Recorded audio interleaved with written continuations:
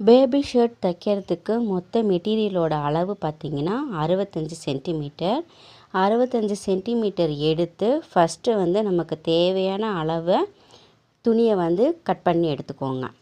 கிளாத்தை கட் பண்ணி எடுத்ததுக்கு அப்புறம் பார்த்திங்கன்னா நமக்கு மடிப்பு பகுதியாக 2 பீஸ் கிடைக்கணும். அதை வந்துட்டு கரை பகுதியை 2 பக்கமும் வந்துட்டு இந்த மாதிரி மடித்து வச்சுக்கோங்க. ஹைட்டு பார்த்திங்க அப்படின்னா 13 இன்ச்சு. தையலுக்கு எல்லாமே சேர்த்து தான் வந்துட்டு 13 இன்ச்சு.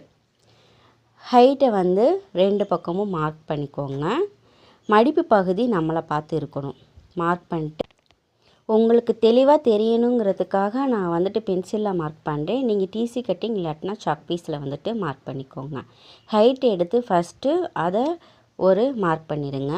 மார்க் பண்ணதுக்கப்புறம் பார்த்திங்கன்னா நம்ம பாடி சுற்றளவு எடுத்துக்கணும். பாடி சுற்றளவு பார்த்திங்கன்னா 7.5. இதுவும் தையலுக்கு சேர்த்து தான். ரெடி பாடி சுற்றளவுங்கிறது 6.5. அதோடு நம்ம 1 இன்ச்சு சேர்த்து 7.5 இன்ச்சை வந்து மார்க் பண்ணிக்கோங்க.